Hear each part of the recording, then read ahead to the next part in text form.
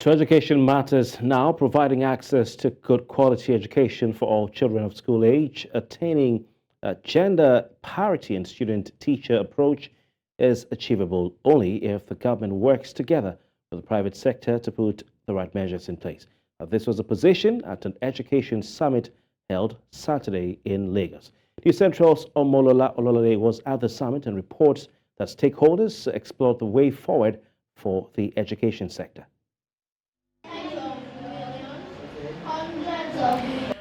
Education is crucial for the development of every nation, and Nigeria is no exception.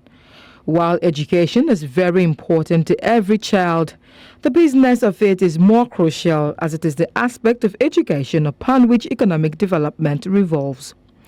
However, Nigeria's education system faces several challenges posing a threat to the business of education in the country.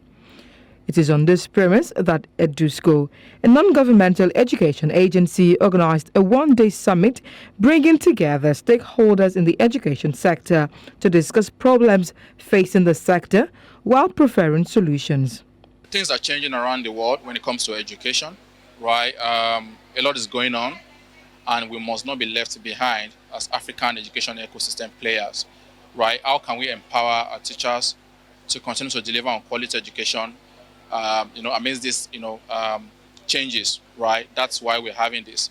How can we, empower them with the right tools, right information, the right technology to be able to deliver on quality education?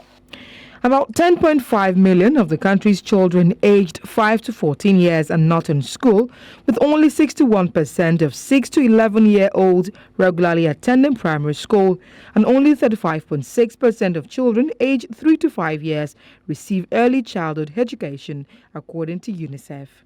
Experts say it is time for Nigeria to go past discussing the problem of out-of-school children and rather take urgent action to provide quality education and make it accessible to all children, regardless of their socioeconomic background. We've been talking about this issue for so long. It's been going on for too long that it's like, can we move past the issue and get to the action phase? I think the pandemic and COVID-19 showed to us what is possible.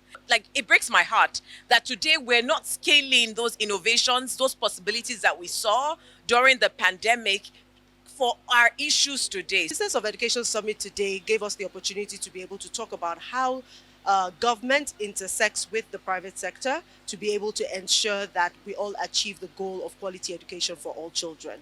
And for this, we're calling on government to be able to support the low-fee private schools. Other stakeholders in the education sector emphasize the need to leverage technology in bridging the access to quality learning opportunities.